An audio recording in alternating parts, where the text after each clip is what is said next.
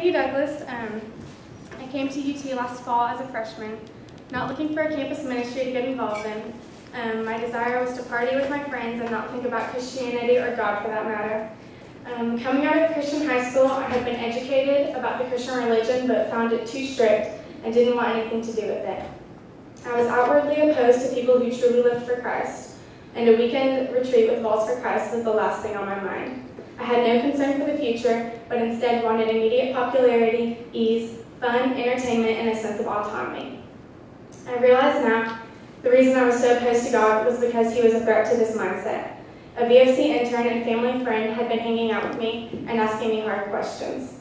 She explained that the meaning of life came from esteeming God as worthy of my worship and enjoying him as the center of life. This was a direct threat to my self-importance and rebellion. She questioned my friends and how they were affecting my life. Were they people who truly cared about me, or were they just people who encouraged me to black out every weekend and live for myself? Then came Anthem. To be honest, it really didn't appeal to me. My brother paid for me to go, so I went. Despite the fact that I wasn't interested in hearing spiritual things, I was gripped by Tony Carter's first message. He talked about the holiness of God that requires our worship.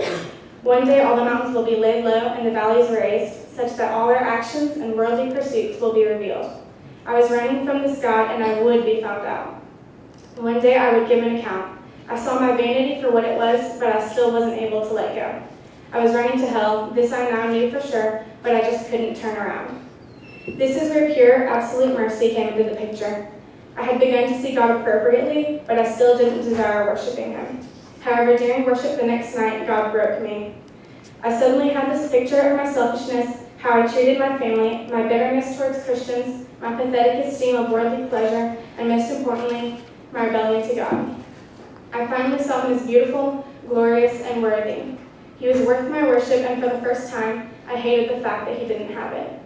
I hated that I resisted him and scoffed at him. I wanted to worship him and to spend my life showing that he was the real treasure. I had a hard time seeing that God would want it from me, though. I was unworthy and deserved exactly where I was running to. But by grace, God picked me up from the foolish path I was headed down and placed me on the right one. Christ was suddenly so precious as I saw how he stood in my place before God and took the wrath reserved for me, and I was now living in his grace. My sin would no longer rule me, and I now had a future. Following Christ was now appealing, and I cried out for God to make it so. The people I met at Anthem became my best friends as I had to turn from my past and start over.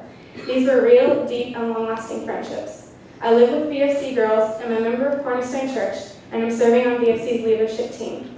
I had no idea that Anthem would be where God would mercifully hand me a new life, an undeserved life I could never have pictured. Yes, fighting sin is still hard, but it's worth it. The unmet longings I had before are satisfied now, and I can honestly say I'm truly delighted in God. For those on the fence, go to Anthem. From my personal experience at Anthem, I can honestly say you won't regret it.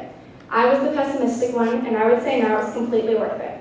Going to Anthem is a great place to spend your fall break. There's tons of fun activities like frisbee, football, paintball, adventure race, mud fights, campfire, s'mores, and time to just hang out with friends while making new ones. So I would encourage you to go to Anthem.